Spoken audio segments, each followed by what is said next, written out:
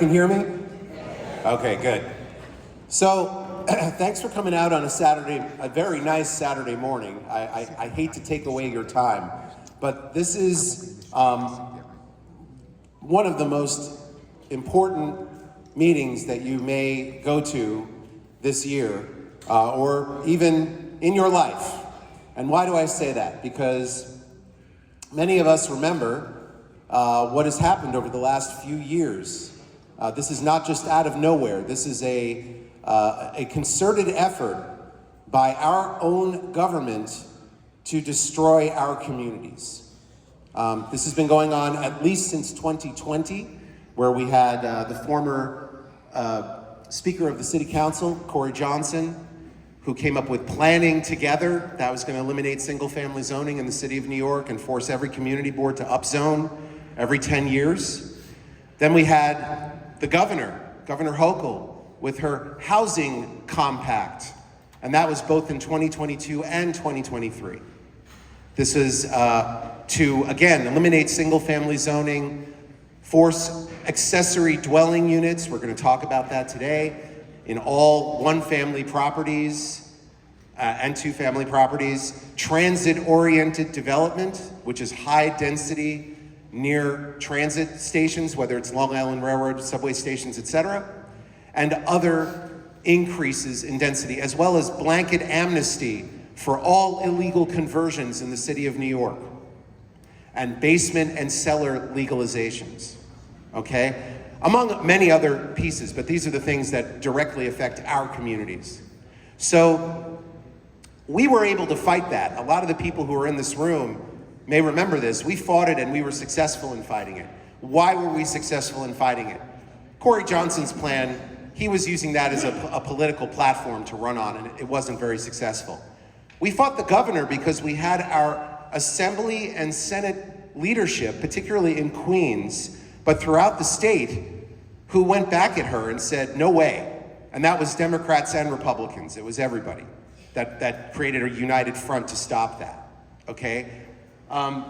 Now we have a situation where the mayor is trying to do everything the governor was trying to do on steroids.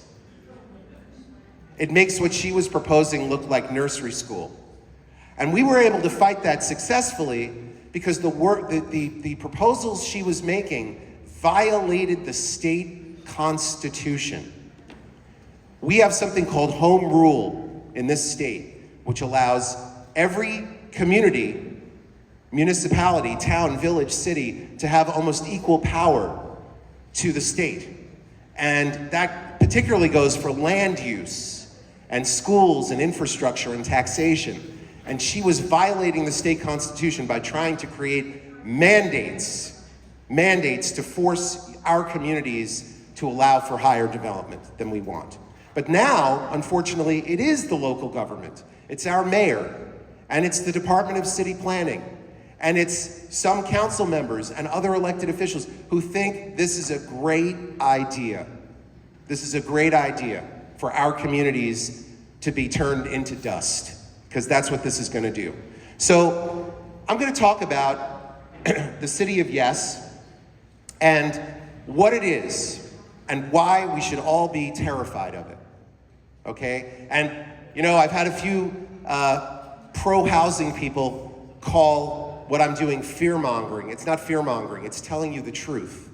Because the city and the city agencies, particularly the Department of City Planning and the mayor in particular, are not telling you the truth about what this is going to do to your communities. So let me just say this. The city of Yes was a three-part set of proposals, and I use that term loosely, a package of proposals. The first piece was carbon neutrality. That passed in December. A lot of that had to do with energy efficiencies and building code and stuff like that. There were some really bad things that passed in December, but they were relatively limited. One of the bad things that was passed was to allow what are called battery farms. Does anybody know what battery farms are? Okay, a few people. This is where they're allowing these giant transformers to allow to take in energy from whatever it is, wind, solar, any other kind of current, to store that energy. Well, they're allowing that to be built next to single-family homes. They're allowing that to even be built 20 feet from a gas station, which is a really bad idea. And 70 of these applications have been filed since this became law in December. Half of them are in Staten Island. Very similar kind of development to what you have in Bellerose. So that's the kind of stuff that was done in carbon neutrality. Today, we are dealing with economic opportunity. That is going to be voted on by the City Council in the next 10 days. The Land Use Committee and the Zoning Subcommittee already voted on this a week and a half ago. The only two people who voted against it were from Staten Island. Every other council person believes that the proposal is great. Now, there were 18 parts to this proposal, 1,127 pages of zoning text. Who here read that? Anybody? Right. And the community board members didn't read it either. And most of the electeds didn't read it either. They are being fed information. The information is misleading or false. And then they're expected to vote on it. And that happened at Community Board 13. Thankfully, Board 13 unanimously voted against it, as did most of the boards in Queens and other parts of the city. So that's the economic piece, and we're going to talk a little bit about that. But the main thing that we're going to talk about today is the housing piece. That was started at the beginning of May. All the community boards have to vote on this by the end of June. And then the council is going to vote on this by October. And this proposal is 1,386 pages long. And it's 15 separate proposals, in theory. It's more than that, but 15 major proposals. And what is being proposed is going to utterly destroy our communities. So, with that said, let me get started here. So this is I like to show this slide. This went up on the Department of City Planning's official Twitter/X account. This went up about 7 months ago. And they put up this picture of a zoning map from New York City from 1989. And the 1989 thing, for those of you who don't know, is a Taylor Swift reference. Okay? They're trying to be cute. But this is the thing that was disturbing. They put this up. We've got bad blood with Robert Moses, and we've made a lot of progress to improve New York City zoning, but we're not out of the woods yet. That's why we're chasing our wildest dreams in City of Yes to shake exclusionary zoning off and say once and for all, welcome to New York. Now, I don't know what kid from Iowa wrote that, but it clearly wasn't someone who's from our communities. In New York City, very little of New York City is zoned single family. Very little of it is even zoned two family. If you look across the country and you look at the amount of single family zoning in most cities, it's 65, 75, 85% zoned single family. Here's Seattle, 81% single family zoning. Chicago, 79%. Portland, 77%. LA, 75%. Minneapolis, 70%. Washington, D.C., 36%. New York City, 15%. 15%. So for the Department of City Planning and the mayor to call out single-family zoning as being exclusionary, that doesn't make any sense. Because 75% of the city is zoned multifamily. 9% is zoned two-family, and 15% is zoned one-family. It doesn't make sense. The mayor also says things like, our zoning is racist. He said this on Tuesday, again, to an audience at a town hall. It's on video. Our zoning is racist. I'm looking at the room here. I don't see a racist issue going on here. Okay?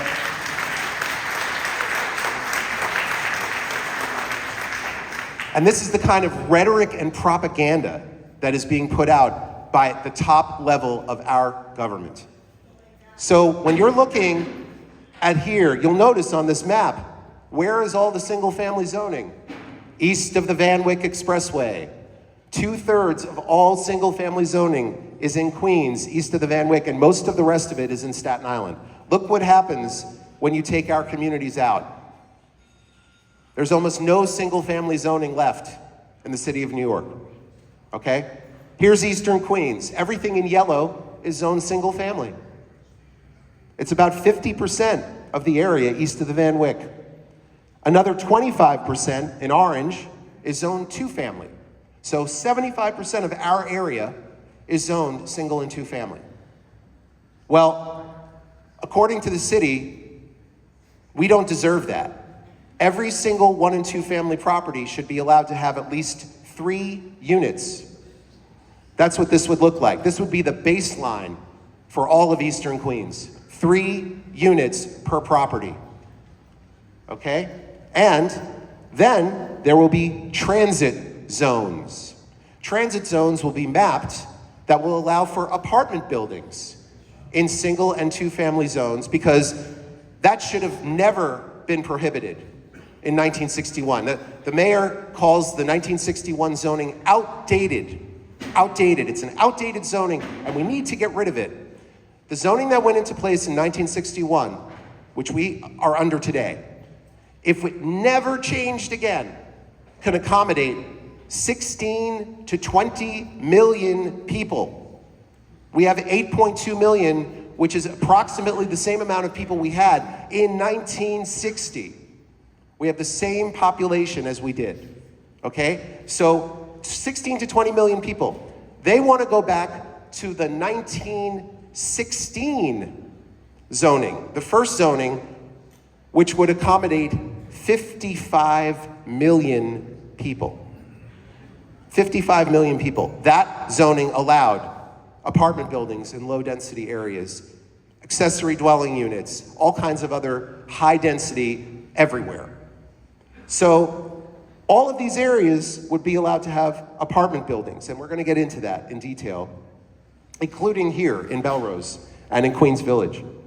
And then the blue areas are low-density multifamily zones. Those are your garden apartment areas and other small, lower-density multifamily zones.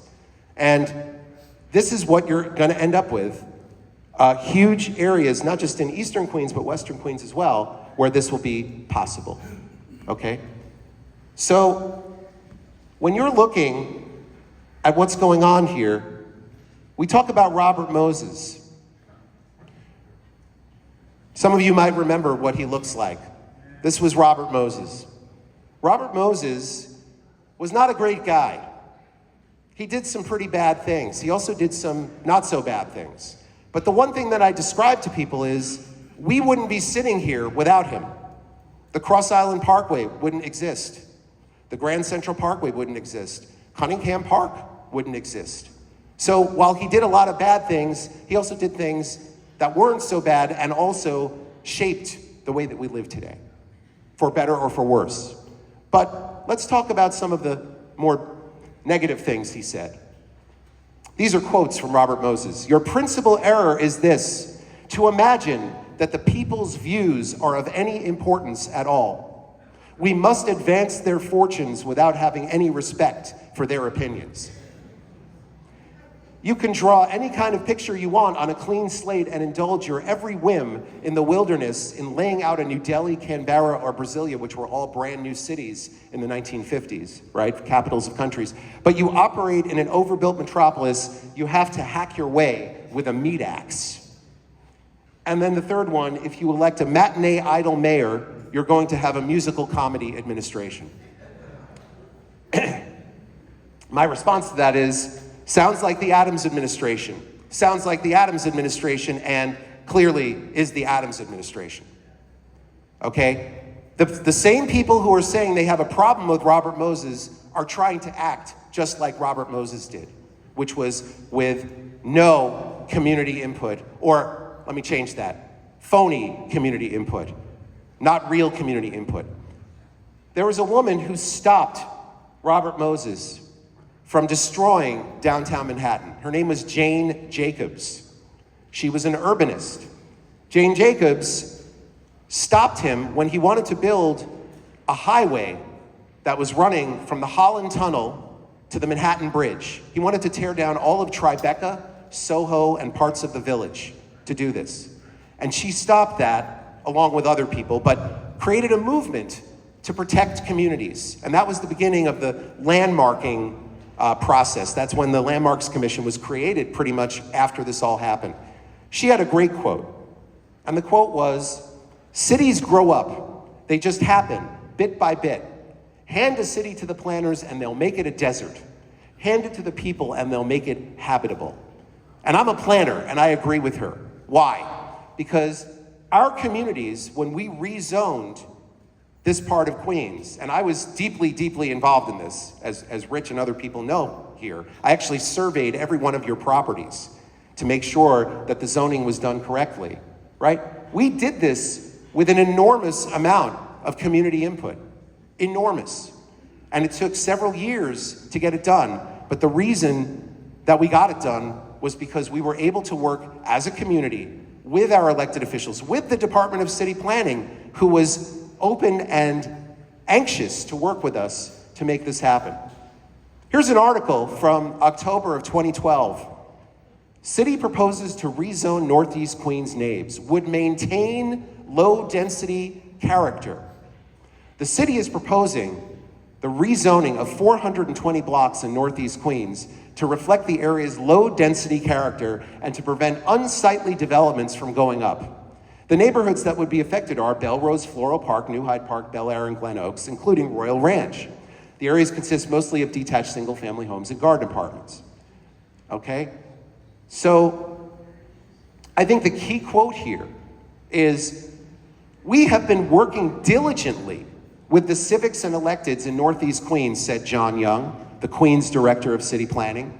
"The essence of the proposal is to protect the essential character of these neighborhoods." And basically that means making sure that any changes that happen, whether it's a new building or an enlargement, that those changes are going to be more closely in character and matching the surrounding building types. And that's what ended up happening here. Is everything perfect? It never is. Is it much better than the zoning that was there before? 100%. Okay? So we all knew what we were getting into, and that's why the community board and your communities worked so hard to make it happen. That was a decade ago. This passed in 2013. Okay, this passed on June 24th, 2013, 11 years ago. Oh, how far we have come in 11 years. Right? This is not 50, 60, 100 years ago. All of you were around 10 years ago. Most of you were how many of you have been living here for the last 10 years? Okay, so that's my point. So you are the beneficiary of the work that you did to protect your community. And now the city says, you don't deserve to exist. Okay? And that's the first piece of this. Let me show you an editorial that came out. It was actually the day of the Queens Civic Congress biennial luncheon, the morning of that luncheon. This came out from the Daily News. Who has a subscription to the Daily News? Anybody?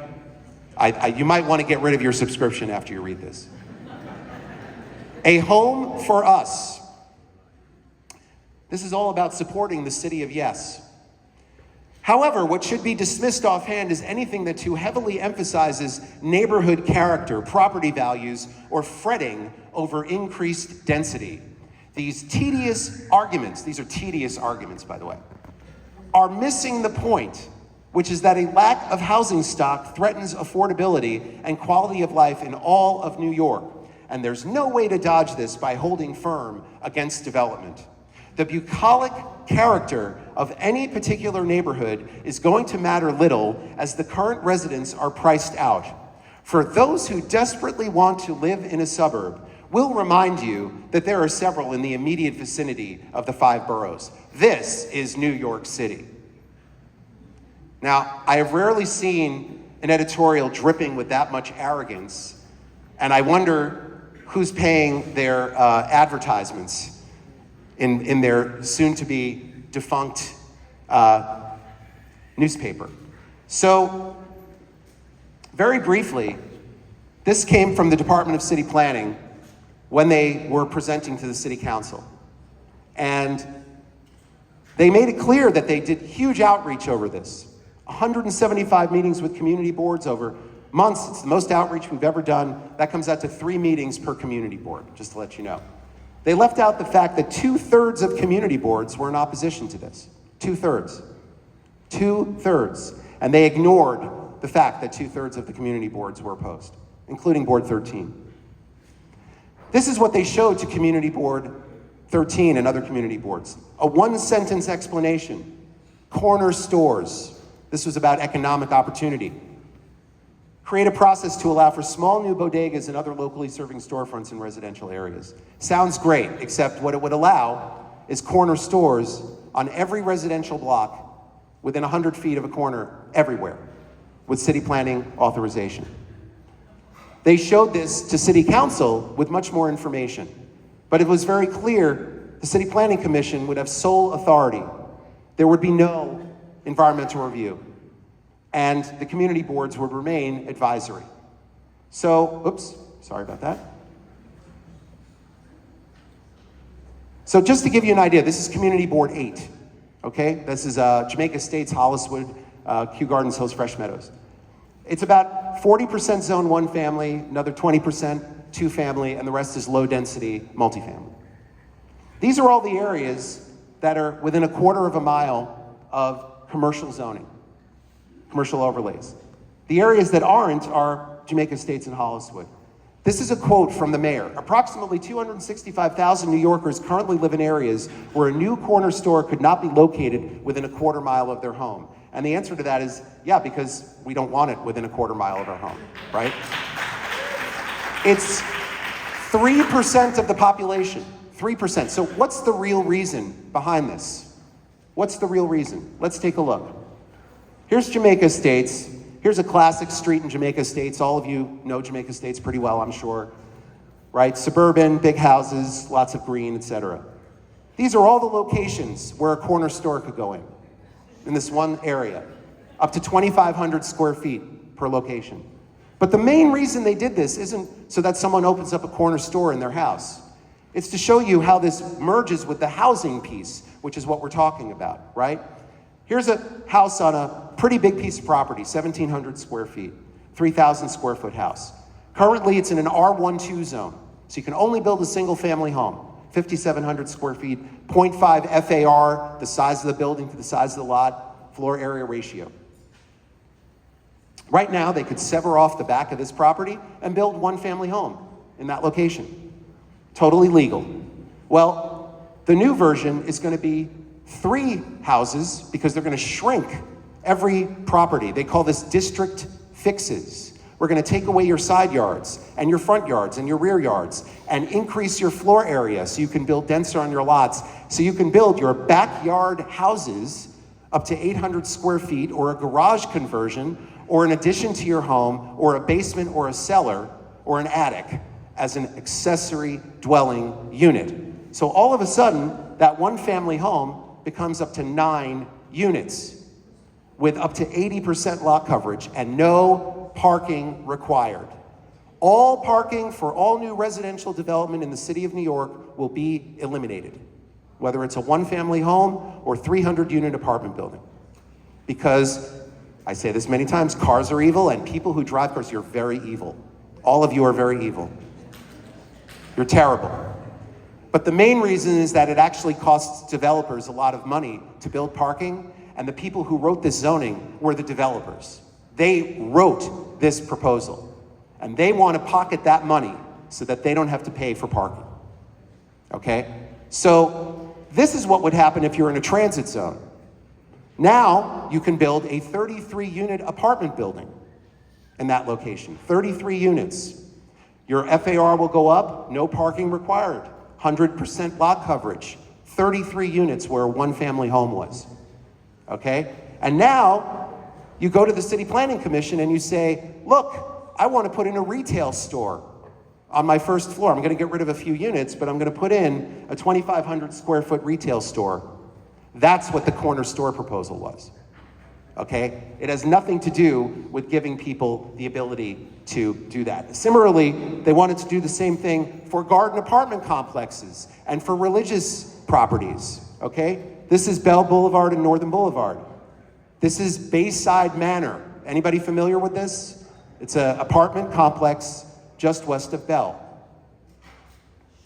Classic garden apartment complex. Well, they want to allow everybody to build on those gardens. Okay? So what this will allow is it will change the height limit from 33 feet to 45 feet baseline, increase the FAR so you can build more. Then if you're in a transit zone, you're going up even more for floor area. And then if you're doing campus infill, which is another proposal, now you're up to 55 feet. You have a 5-story building. And now you can put in 15,000 square feet of commercial on the first floor. So this would literally take the garden out of garden apartments. So let me briefly show you what this is going to do to your community. Okay? So this is actually directly from the Department of City Planning. Just a little bit more housing in every neighborhood. They're not doing any analysis whatsoever. I'm the one who's been doing the analysis. They're putting in theoretical models and they're plugging this in to every neighborhood. That's all the work they're doing. And they're saying that a very small amount of housing will be built, which is outrageous because clearly what they're proposing, it's not going to happen.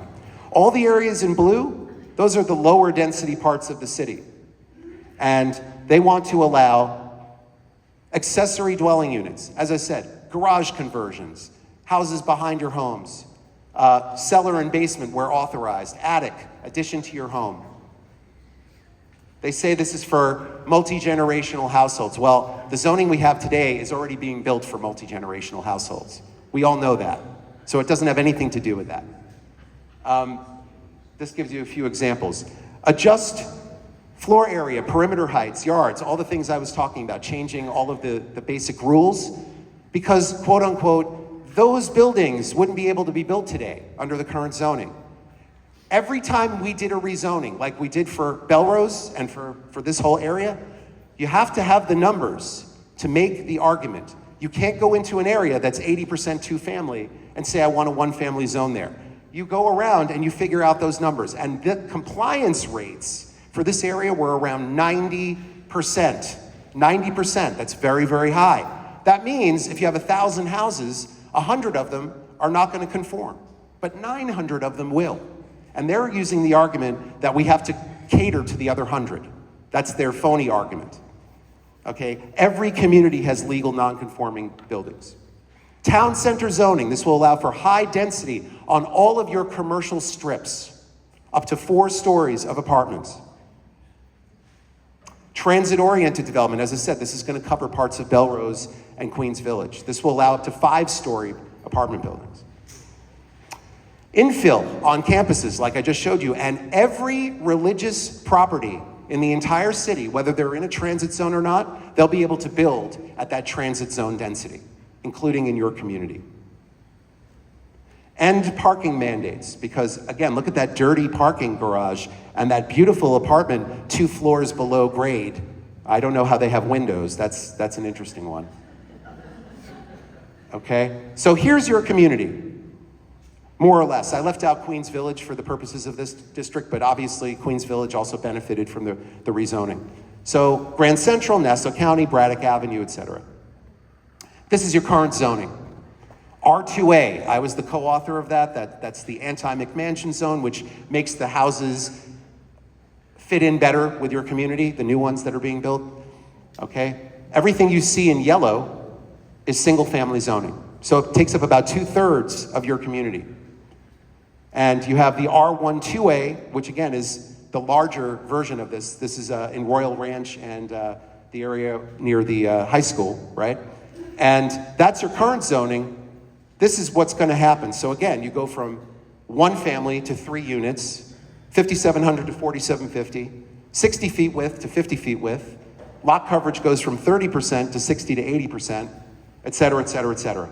Okay? Same thing with your R2A zone. Same thing. Okay? You have a few areas with 2-family zoning, and you have areas that have low density multifamily zoning, mostly garden apartment co-ops and rentals, including Glen Oaks and other places, right? This is what will happen. All of the areas that are sort of in orange, those will all be your 3 units per property. Now, this Department of City Planning says, oh, no one has to do this. And my response is, I'm not worried about myself, I'm worried about my neighbor, right? Because my neighbor is the one who's going to either sell to a developer or they're going to do it themselves and create a 200% increase in density. So let's look at what the transit zone would do here. This is the transit zone. It's basically below 86th and 87th Avenue to the Cross Island, a little bit west of the Cross Island. Everything you see in blue. All of the red lines, those are wide streets.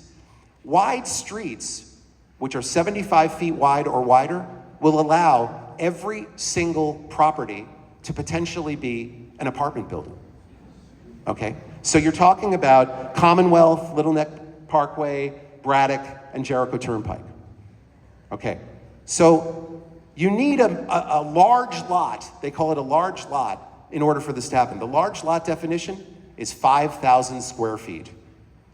Now, a typical lot here is 40 by 100. Some of you have smaller than that, but even if you have a 25 by 100, all you need is a developer to buy 2 of those properties, and they will have enough property to build an apartment building, as of right, okay? So let's take a look at a few properties that already have enough. This is 260th and 87th Avenue, okay? We have a 60 by 100 here. That's what happens. That 60 by 100 becomes a 12-unit apartment building. No parking required. No parking required. And by the way, those 2 properties also are 60 by 100. So now where you have 3 single-family homes, you have the potential for 36 units. 36 units, okay? That's as of right, because each of those properties is 6,000 square feet. Here's the town center zoning. This is on Hillside Avenue. You might be familiar with this area. So this will be allowed 2 floors of residential above the current commercial, no parking required. And again, it's not just those buildings, it's all of those buildings too, okay? And in terms of religious properties, you all know St. Gregory's, which straddles the Cross Island, but this is the part on the west side of the Cross Island. It's upside down, it's facing south, it's facing to the top. But those parking lots are prime locations for high-density apartment buildings with no parking. So the environmental review is what guides development in the city of New York. When the city wants to make changes or a developer comes and they want to propose zoning change, their EIS is garbage. It is, I've looked at EISs for 30 years. I've never seen anything like this. As I said, they're creating models. They're not doing any analysis whatsoever. All the analysis I've done has seen a baseline 300 to 500% increase in every neighborhood in development potential, okay? They're saying that over 15 years, only 58,200 to 108,900 units will be built city-wide. Divide that by 59 community boards and divide that by 15 years, they're saying that this proposal will only generate 65 to 125 units a year per community board. Notice where most of that's supposed to go. Eastern Queens, okay? They did this on purpose because if they showed the true numbers, it would set off flags on all of these particular categories, such as water and sewer infrastructure. Remember that? Solid waste and sanitation, socioeconomic conditions, et cetera, and neighborhood character. Because right now they're saying neighborhood character won't change on this, through this proposal. And again, this is based on a phony set of data that they are putting in to push this proposal through. So what are the outcomes? We really have sort of 4 outcomes for this situation. Outcome number 1 is that we get 26 votes on the city council to vote this down. We have 51 council people, we need 26 votes. We really need like 35 votes, but we need a baseline of 26. So if we get 26 votes, we stop the city of yes. But it needs to be voted down. This is not about negotiating. There's nothing to negotiate here. Do you die by fire, sword fight, pistol, poison, whatever it might be, all of these things together are a nuclear bomb, but each one of them is just as dangerous by itself. Outcome 2, there are 26 yes votes, and we accept our fate. Number 3, 26 yes votes and we sell our homes. And number 4, get Assembly Bill 9417 and accompanying Senate bill passed at the state level. And what is this bill? This bill was introduced by Assemblywoman Jamie Williams to allow our communities to remove themselves from this madness in this city, should we choose to. And that would be community by community. The town of Bellerose, the town of Queens Village, the town of Glen Oaks, the town of Laurelton, the town of Cambria Heights. We are in a situation, as I said at the beginning, where our own government has stated we do not deserve to exist. We pay 400% property tax rates compared to the rest of the city. We are owner-occupied housing. Most of the city, it's 1/3 of the city, but in our communities, it's 2/3 or 3/4. We are primarily homeowners. We are not landlords. And they want to replace us with market rate rental housing. This is not an affordable housing program. The governor's program was not affordable housing either. This is to unleash the Kraken so that developers can come in and destroy our communities. It's really that simple. So on that happy note, I'm happy to take questions. Thank you.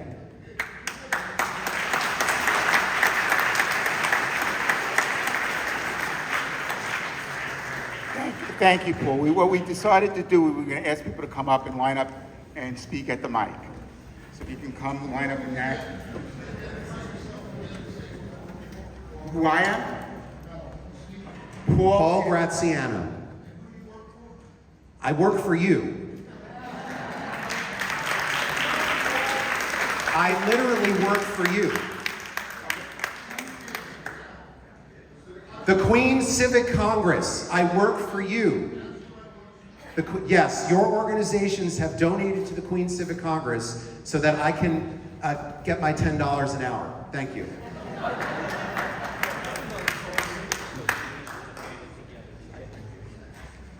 Okay, questions, please? Paul came here at our invitation. We requested that he make this presentation, sir. So, and we've worked, as I said at the outset, he's somebody who's worked with us. He's been a civic leader as well.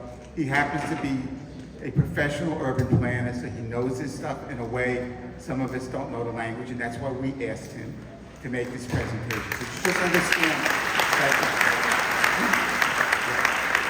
whatever he's getting from the Queen's Civic Congress, frankly, is a pittance, and you know, frankly, for us, he's donating his time. And I just want to mention again, when we rezoned 11 years ago, I worked for 2 years for free for your communities to make that happen.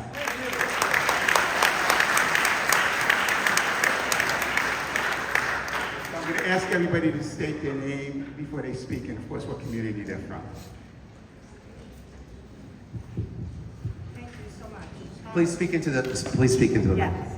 So I'm Eleanor Schoenfeld from Oakland Gardens. You're Eleanor Schoenfeld from Oakland Gardens. Okay. So in everything I've read, in everything I've heard, no one really talks about public health. If you bring in this huge new population, There will be no effect on public health. well, I'm saying, I agree with you. if you bring in this new population, no one is talking about health care. No one is talking about the fact that you have to wait 6 hours in the emergency room at LIJ. We are the only tertiary care facility in the region. To go to another hospital will take hours. And we don't have the outpatient care either. We have no psychiatric care. We have no drug rehabilitation. It takes months to get an appointment to see a psychiatrist. So, you know, it's not just the physical environment, and no one really talks about what it's going to do to the health and well-being of the community.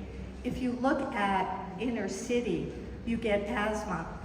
in children. If we don't have parking and we're bringing in all these cars, you're going to get pollution. You're going to have problems with development. And this is even a bigger problem than just the thought of putting a building there, because you bring people in and you can't support them. Right. So again, do you have a question? Because I agree with everything that you're saying. So my question is, Yeah. what are they planning to do? They are planning to do nothing. There is no infrastructure. There is no staffing increases. There is no health increases, healthcare increases. There's no services. There's nothing. There's no fire. There's no police. There's no school seats. There's nothing. The Department of Buildings commissioner last week was interviewed, or was at a city council hearing, and a number of council members said, well, you're talking about increasing and making all of this increase in development throughout the city.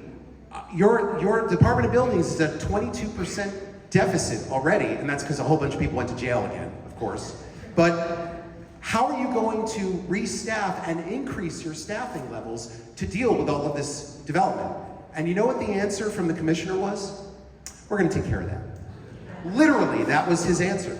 So we are not dealing, here's the problem, we're dealing with a fantasy. We're dealing with a really unserious proposal, but it's serious as a heart attack, because if it gets adopted, it's the law.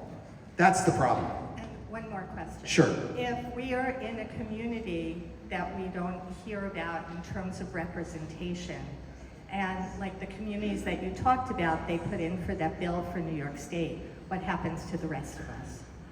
Well, again, the bill that we put in would allow any community to put in the ability to create their own town and separate themselves from this crazy place.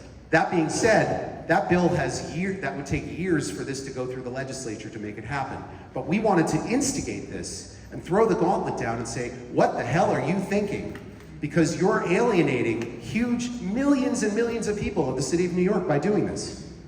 And we're going to see where that goes. We already have commitments from other assembly members and senators that if this keeps on moving forward, they will back the bill.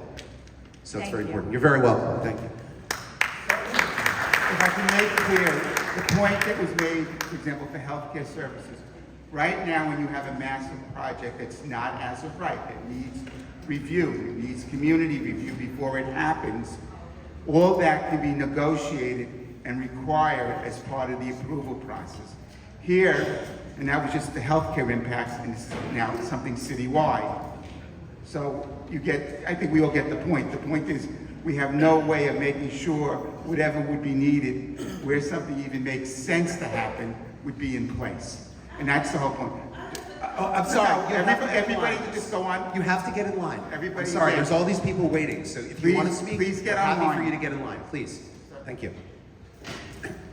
I'm also an engineer. Yep. I'm also a landlord. But one of the things I'm finding when I come to these meetings is everybody whines and complains, but no one is now going to our assembly members about this. Okay? We're not. We're all gonna go home and sit on the TV and whine and bitch and complain. So, one of the things I've been doing, and you may have seen me on the news, is don't just call your assembly member. Call every assembly member, every senator, every councilman. Just sit your behinds on the phone, call them. Don't tell them where you live. Just tell them I'm a Queens resident, I'm listening to Paul's presentation, you're going to destroy my community, and the next election, not only am I not going to vote for you, I'm going to vote for your opponent. And by the way, we have candidates here. You want to stand up? No. Okay. Don't do that. No. But what I'm saying is we have to turn around. This is just for everybody to understand. This is a non-partisan event. If people want to meet elected officials or people running, they can do it outside. That's all. Fair enough, Paul. Please. I didn't mean to. What I'm trying to say is the point is we have to go across the board. We have to look like 10,000 people calling, and if we just sit here on the TV, watching TV, this is what's going to happen. So please call. Okay. Do you have a question? If we're going to do something other than sit here and whine at each other. Okay. That's my question. Thank you. Yes, please, I just want to mention, please, I appreciate the comments, but please ask a question because we do have limited time. So if people have questions, I, again, appreciate it. Thank you. I have two questions. Sure. The first is, you didn't mention the other similar residential communities. I can't hear you, sir. You did mention the other similar residential communities, North Bayside, Bay Terrace, Whitestone. Are they doing support groups as well to add? This is my 94th presentation in the last 6 months. So they're. I'm doing this all over the city, That's great. everywhere. Staten Island and so on. Yes, Okay. everywhere. And the other thing is there's a wedge for the climate hysteria in the sense that they're taking up green spaces and so on. Can we add that to the argument? Oh, it is part of the argument, Yeah. absolutely. So yes, so what this gentleman is saying is, taking away green space. We're already getting increased flooding. We see it happening every day. Right. We're seeing all kinds of things happen that never happened 5 or 10 years ago. So that being said, you would think that if you're going to be pursuing increased development, you would pursue it in a way that's as environmentally sensitive as possible. Exactly. That is the exact opposite of what's going on. what this is. In fact, the mayor just passed something called Green Fast Track. Green Fast Track gets rid of all environmental review for small projects. Do you know what a small project is? 175 units or less. There is no environmental review anymore for any project 175 units or less. That was not part of the City of Yes, but it was part of the whole process. So thank you, sir. Thank you. Thank you. Hi, good morning. Oh, okay.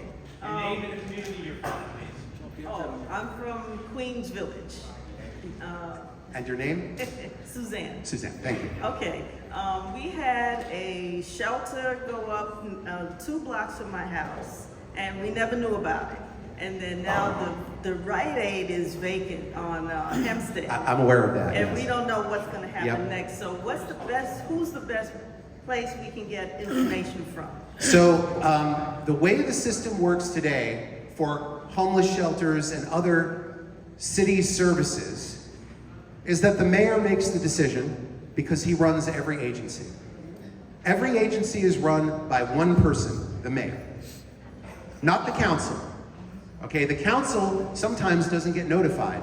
And in fact, we're dealing with this in Cambria Heights right now as well. I'm sure you heard about that Rite Aid also. And the city swears they're not putting a homeless shelter, but if you go online and look in the buildings department file, it very clearly says cafeteria, transient, and it says Department of Homeless Services on the application.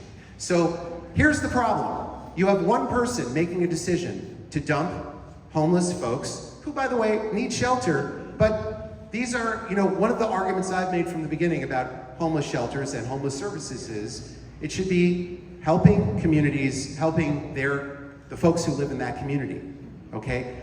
This started under de Blasio, which is just dumping homeless shelters in places that don't even have the capacity or ability to help these folks, far away from transit, far away from their social services, sometimes moving them, if they're a family, 3 hours from the school that their kid goes to in another location. This is about contracts. This is about money. It's a multi-billion-dollar industry now. Okay. And all of this has to do with landlords, social service agencies, and groups, private groups getting money from the city, and it's just a cash cow. So again, I don't mean to beat this drum, but if you're your own town, you don't have to do this.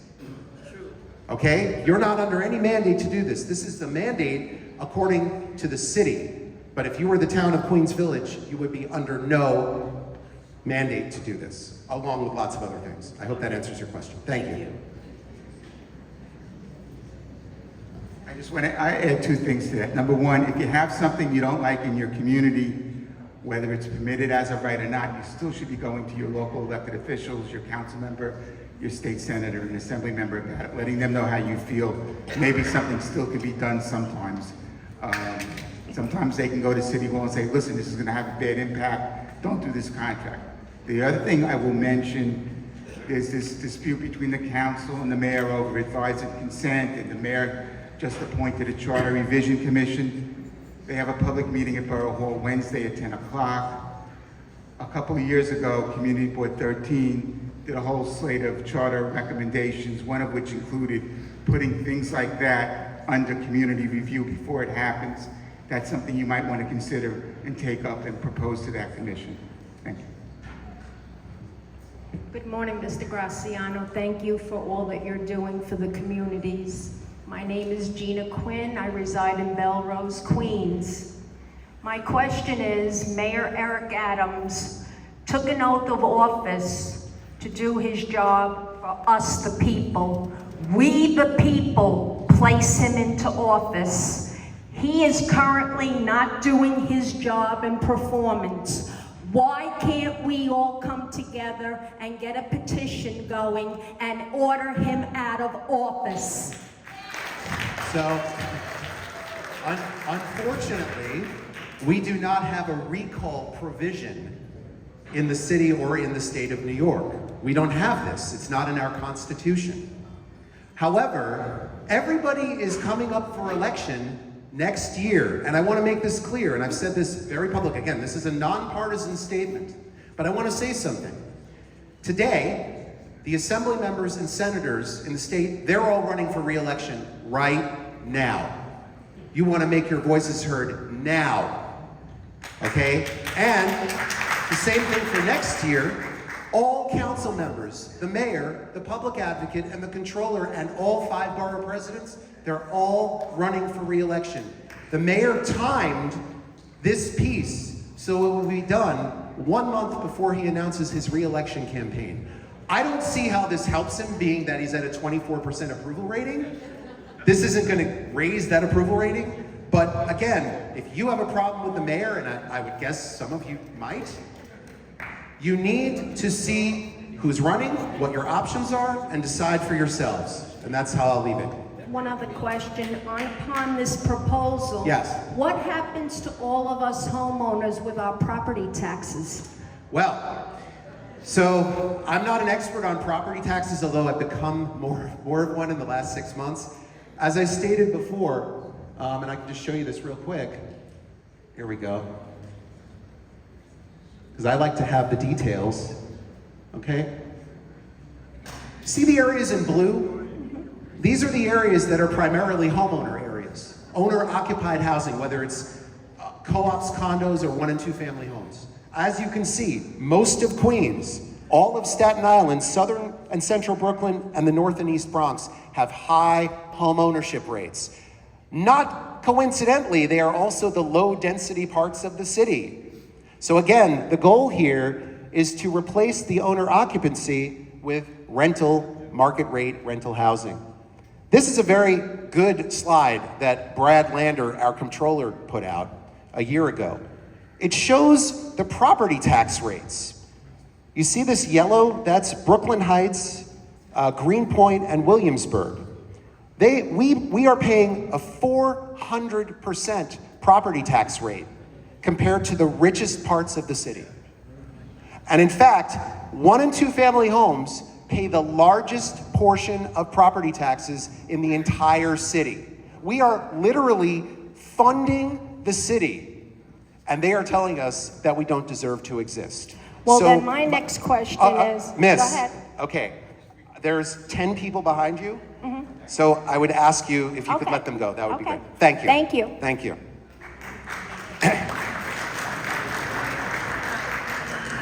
Hi, I'm Janet Dennis, and I live in North Bellerose. And I have one very simple, quick question. Where is our councilwoman? Your councilwoman was here earlier while at the beginning of the presentation. I do not know where she is now. Okay, because we need at least 26 no's to City of Yes Yes. on the council. So how will we know how they're voting, and when will that be coming up? Well, so, yep, go ahead, Corey. I spoke to the council member in the back, and as she stated at Community Board 13 last month, about a week ago, about just under 2 weeks ago, she is a firm no on this. Okay. Yes. But again, we need more than... We need another we need more than 25. that. So Right. those of you who live elsewhere, you need to talk, you gotta talk up to your neighbors. Folks, The other thing the council member did say to me, she says, at this time, most of the council members, because of the lack of community review, which means they have a right to shape what goes on in their neighborhood, that this proposal would take away from them, which to me means any council member who votes on this is frankly a 6-letter word, stupid. Because why would you give up a power? Right. Now you have. But, but so it's important to understand this. What they usually do in these things is they try to negotiate things down, go back and forth. So it's important to keep up pressure, to remind the electeds, if you appreciate where they stand now, thank them for that, but keep on that pressure. But also you gotta go after the other communities and get them to be on the record. They can go to their community boards when they're stated, go on the record on this. Right. And if all of a sudden there's 26 firm no's, that changes the conversation. Yes. Thank you. Thank you, Paul. Yeah. Hey, Corey, there's a discrepancy. Paul said 2 council members voted no. They were both in Staten Island. Oh, no, hold on. That's the economic opportunity. Wait a second. Hold on, Bob. Hold on. So what Bob is talking about is what I said earlier, which is that the economic opportunity portion of this was voted on by the land use and zoning committees last week. And there were 10 votes in the land use committee, and 2 of the 10 voted against, and they were both from Staten Island. Now, it's going to the full council in the next 10 days. And we had a big rally in front of City Hall. Some of the people in this room were there. Huge rally yesterday. And we told publicly, the council, publicly, what you negotiated was not good enough. Every single part of the economic needs to be pulled out of the residential areas, period. That is our baseline. And if you don't do this in the next 10 days, everybody is going to know and they're going to remember. So we made that very clear yesterday. Go ahead. So again, what happens is when the land use committee votes for something, whether they vote it down or vote for it with modifications, here they made modifications, not enough. Not enough. It goes back to the city planning commission, who has to do their thing, then it goes back to the council. So that's where we are now. Thank you, Paul Graziano, for this wonderful presentation. Yes, my name is Yatin Chu, and I'm from Whitestone. I'm a public school mom, and I've been, talking a lot about the class size law and what it'll do to District 26, which includes many parts of your neighborhoods. And we know that our schools are overcrowded, and we've been asked by this law to basically, cap our enrollment soon. And our kids won't have any place to go. Now, this plan does not include any provision for more public schools, no more parking, no more essential services. So here's my question, Paul. When I talk about my concerns as a resident, people said, well, what's the big deal? You have basement apartments already. We've got illegal rentals already. What is this going to do in terms of already existing illegal, rentals and so forth? Right. So forth. Is this going to provide an amnesty for those? Because I don't want that. And similar to what's happened with the legalization of marijuana, which fine, grown-ups do whatever they want to do, but that paved a way for thousands of smoke shops that we are fighting in our community. So we've heard all the bad things, but to me it's you're gonna hear from people that said, what's the big deal? It's already happening. Don't. And I said, well, look, when they legalize this, it is gonna give people a right to do more. And so I want to know from you, how does this affect already existing units? So what the mayor and the Department of City Planning, the chair of the City Planning Commission, Dan Garodnick, have said, we want to create a pathway to bring the illegal units into the daylight. Now, let me explain what that really means, okay? What that really means is they think that if they, quote unquote, legalize or give a blanket amnesty to the current illegal units, that everybody who has those units is going to now legalize them. They're going to spend hundreds of thousands of dollars to legalize them, if they can even do that, because some of them they can't. Then they're going to change their certificate of occupancy. Then they're going to change their property taxes. Then they're going to pay income taxes on the real income that they're taking in their pocket right now on the side. And my response is nonsense, right? What this is going to do is it will remove any and all enforcement ever. It's over. We already have a problem with enforcement. We already discussed that the DOB doesn't do their job. But now we're going to have a situation where people are just going to be doing this, and they're going to do it in, multiply it by 10, and the DOB is just going to walk away from it because they're going to not know if it's legal or not legal. Oh, and we can't throw people out, and we can't do this, and we can't do that. And we have had enough of that. Everybody has had enough of this. This has been one of the biggest issues for the last 30 years. And Queens has more illegal units than any other part of the city. And we have been screaming about this for decades. And the response is, oh, we're just going to legalize everything. It's the dumbest thing I've ever heard. And when more people die, and when more people get hurt, and when people get thrown out on the street because their illegal landlord is taking $3,000 a month for their mold-infested basement that they're living in, then everybody's going to wring their hands and say, we need to do a better job. And then it's going to disappear again from the news cycle. So I hope that answers your question. Yes, that does, and it's scary. Thank you It's very so much. scary.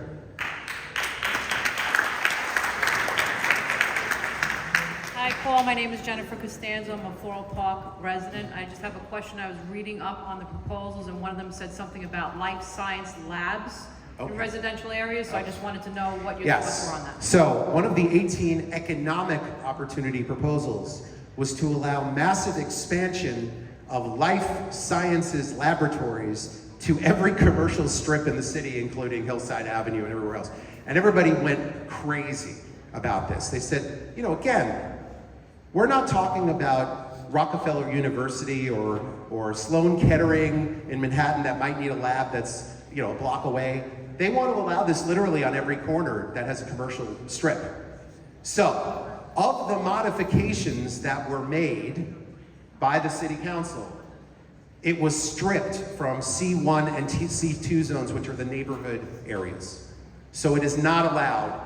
The labs will not be allowed in your neighborhood strips. They will be allowed in downtown Flushing or downtown Jamaica or areas with a higher density zoning, but not in the local neighborhood areas. Okay. Hi, my name is Arlene Schlesinger, and I'm Hollis Hill Civic Association. I'm not sure, this is part of the economic, okay? Could you please explain to everybody what the 150-foot overlay would do to the homes behind a commercial property? Okay, so I think what Arlene is saying is currently there are areas where commercial overlays, which are typically on a major avenue, like Hillside Avenue or something like that, where they bleed into the side streets, right? So when we did a lot of our rezonings, we actually had them truncated. We had them moved from 150 feet to 100 feet because the properties generally are 100 feet deep, generally. However, in some neighborhoods that didn't happen, including in Fresh Meadows and Jamaica Estates and in other areas. So now you have commercial overlays that go 150, sometimes 200 feet deep into residential areas. And what's beginning to happen is on the side streets, you're starting to see people tear down houses and build very large commercial. And under this proposal, they'll be able to build a huge apartment building as well with no parking. So it is incumbent upon every community to know your zoning. I always say this to everybody. You talk about zoning and their eyes shut and they go to sleep. This is the most fundamental thing in your life. Your home is the most important thing. Everything else, I always say, if your neighborhood gets ruined, the rest doesn't matter, right? So we talk about healthcare, we talk about public schools, we're talking about all these other things. They're all tied to the central part of your life, your home. So if you don't know what your zoning is, and you don't know what your neighborhood is and what people can do, and then all of a sudden things start to happen, that's gonna affect everything else. So I hope that answers your question. The second question is, I would like people or you to make clear how important the community board is when it comes to land use. Community Board 11 has been wonderful, Community Board 13. Community Board 8 is a very different situation. They are allowing the city of Yes to happen. That's not true, Arlene. That's totally untrue. I'm sorry. I'm working extremely closely with Community Board 8. Community Board 8 voted unanimously against the City of Yes economic, and they're going to vote unanimously against the housing opportunity as well. Okay. So I have to say that's not true. Okay. On 186th Street. Yes, but that's as of right today. That's under the current zoning. It's not about the city of Yes. So you really have to, that's something they have no control over. It's as of right. It has nothing to do with the ULO process? No, it's as of right. They are doing it because the laws allow it to happen today. So yes, again, folks, the things that you see today that are happening without a ULURP process, the Uniform Land Use, that means it's as of right. Someone puts in a permit because the laws allow it today. And what she's talking about is a 7-story building going in on Union Turnpike as of right. Because the laws today are like Swiss cheese. They're already very flexible. So the idea that this is going to turn everything upside down. Things are already not great. It will get rid of any protections we have. Okay. Thank you for your presentation. You're welcome. Hi, my name is Donna. I'm from Bellerose, and my question is, inasmuch as we'll all leave here today, thanks to you understanding what is happening, I feel that the majority of us will also feel, my husband and I have done the emails, the phone calls, that's 2 people. I'm sure other people are trying, but help. I mean, we still need help on where to go. We're understanding, and your presentation was great. But I do feel we're gonna leave here and still say, like I handed out letters in my own neighborhood. I don't know if people sent them or not, but that was the old-fashioned way. Help us also in how to go now. I see Rich about to take the mic, so I'm gonna hand it to him. Thank you. Hello there, I'm sorry, Rich Ellenbrick here. On the way out, there are handouts. The handouts have 3 possible letters. They're drafts, you can put your own personal information in, and it has the email address or the physical address of the mayor, all of his staff, and the city council members, assembly members and whatnot in our area. So you will get that on the way out. There's 200 copies up there, it should be enough for everybody. So there is some information. Take those letters, use them as you wish. Change whatever you want. But if you could use that, send it out email. That'll be great. Thanks. I also want to mention, very briefly, the council now has a unified system. So what happens is, when that email or that letter goes in, it actually goes into a central location where all of the council members are connected to it. In addition, and some people here can agree with me on this, I think, when the council members get 10 letters, they freak out, okay? Because they get such little response in general to everything that if they get 100 letters, it's like a 5-alarm fire. And again, Corey and Rich, you can confirm this. I mean, every letter is worth 100 people, basically. So it's very important that you guys reach out, whether it's through email, written letter, or calling their offices. Folks, please keep it down. Thank you. Go ahead, sir. Yes, thank you, Paul, for your wonderful presentation. My name is George from Oakland Gardens. I have seen your presentation before the City Council and before the Department of Planning on Zoom. Wonderful presentation. And I've seen the condescending attitude of the Planning Board and the City Planning Commission. Commission. Yeah. Basically, during those Zoom hearings, the people that supported this proposal was people from the mayor's office, developers, architects, and some life science people, and that was it. And some artists from Manhattan. Besides that, people were opposed to this. And I want to thank you because you have single-handedly, you don't get credit for this. Thank you. You have single-handedly exposed what this proposal is. It's a bunch of nonsense. My question is, and I have a comment after my question is, how will parking be affected? Because in Oakland Gardens, when they went to parking, because all parking regulations going to be out the window, the zoning, because in Oakland Gardens we had a single family zoning, went to two-family parking is pretty much impossible. It doesn't affect me, but it affects all the other neighbors, because I park my car in my garage. Right. If this proposal is passed, how will this affect parking? So again, as I said earlier, all parking requirements for all new units will be eliminated. Whether it's a one-family home or a 300-unit apartment building. And I'll just give this very quick mention, because I went toe-to-toe with city planning over this at Community Board 5, which is Glendale, Middle Village, Maspeth, that area, about a month ago. And I said to them, okay, you keep saying that it's not gonna affect people, that getting rid of parking is not gonna affect communities. Well, let me give you a good idea. I said, I'm a developer. So I'm gonna develop a 40-unit building in an R6 zone. This is a higher density zone, R6 zone. Currently, I need to put in 20 parking spaces. I must put in 20 parking spaces for that 40-unit building. Okay, so if I'm putting in that building now and I don't need to put any parking in, and now I'm saving $50,000 per parking space. $50,000 per parking space. So I've now saved $1 million that I have now pocketed, okay? And you're telling me that, quote, well, we're not gonna stop people from building parking, we're just gonna end parking requirements. And I said, okay, so you're telling me that this isn't gonna affect it? Oh, no, they're gonna build more housing. I said, wait, why as a developer, developers wanna make the most money with the least amount of work, right? That is the goal of a developer, to make as much profit as possible from their work with the least amount of risk. Every unit built is a risk. If I don't have to put in parking, that's no risk. If I'm a developer, why am I gonna wanna put more housing in? Oh no, but you will, it'll happen.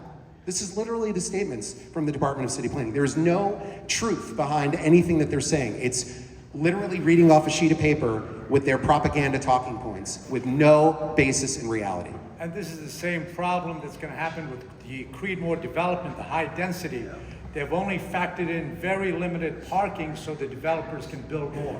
I'm going to leave that to you guys, because that's like not, I have my own opinions on that, but I'm going to leave it to these folks who are directly involved with Creedmoor, which I am not. So a quick comment is, so the reason behind this is because the mayor, as well as the city council, they want more affordable housing. What, this? That's their rationale. City of Yes? Yes. No, there's no affordable housing that's going to get built from this. No. They're saying that affordable housing will be built, but no affordable housing. So I have a solution for the mayor. Stop the sanctuary city nonsense and stop the illegal, welcome to the legal immigrants. So, everything needs to vote him out of office. Okay, so here's what I'm going to say. I'm going to say it once. Thank you. The mayor created a committee.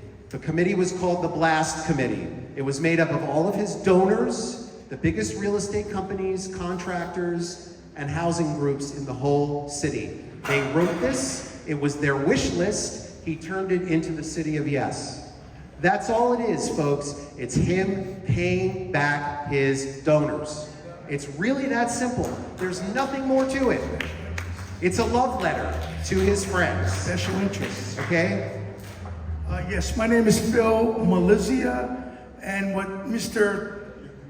I happen to live in the Bellerose area, and the question I have is, in addition to the illegal shops, are they going to implement drug injection sites? Did they propose that? Because we don't want it. Again, all of the things like homeless shelters, drug injection sites, all of the things you're talking about, those are all things that can happen today, not including this.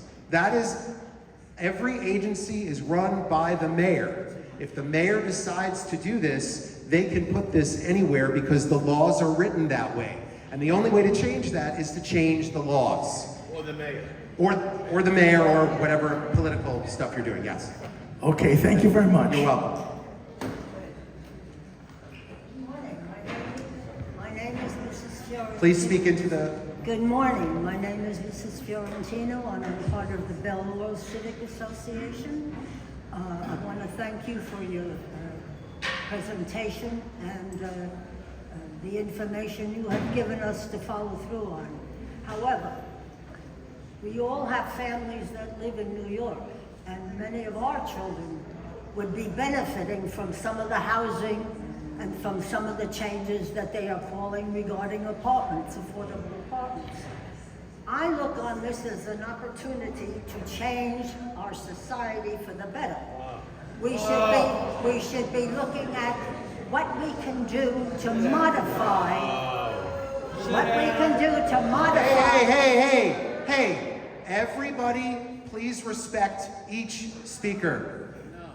Change is coming, there's no question. And I say we could look at it for modification purposes. In other words, if they are going to suggest 4 or 5 story buildings, for density purposes and population control, we can listen it to 4 height. Also, Okay, excuse me, do you have a question? I want to, other people have the right to give a preference. I see you with your notes, and I'm asking Miss... I'm almost finished. Okay. But you gave other people the opportunity. Questions, yes. As for the size of buildings along Jericho Turnpike, I think they could provide affordable housing people over stores. Yes, it creates a problem for schools, but change does create problems that the city should be looking at, okay? As to parking, I believe in environmental issues, and I believe that if the city managed to give us better transportation to the city from this part of Queens, it would alleviate some of the problems. So I think personally, parking 1 car per unit and definitely improving the communication and transportation. And I refer to everybody who's getting upset at what I'm saying. Where are your children going to be living? Where are your kids? I think I will handle this one, okay? I thank you for your concerns. I think all of us have similar concerns. The question is, this plan as is would impose stuff all over the city as of right. If we have identified a portion of a neighborhood, a block of a neighborhood, that's appropriate, let's say for what you call affordable housing, we may have different views about that kind of thing. We can now, through the zoning process, identify and get those places either zoned or even developed. But right now, this takes that away. And frankly, there is no guarantee. I discuss this with a lot of friends. I have friends who chair community boards in Manhattan, for example. What their experience is with what's called the 80-20 affordable housing. So yeah, you're gonna build 80-20 in an expensive neighborhood where the 20%, if they even go in there, can't afford the local shops. So you have to understand there's a little bit more issues here that's involved. You talked about transportation. Right now, the MTA is doing something called Queens Bus Redesign. They are removing bus stops from our community. They are not adding bus stops. They are not, right, no, and there are people. That's what she wants.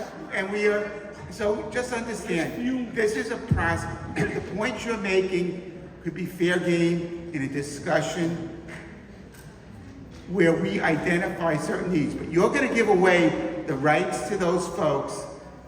You're gonna give away all rights to shape what happens in our community. If we wanna have certain kinds of housing, we can do it that way. But we don't need to give it away as of right, and that's what their proposal is. Okay, no. Thank you.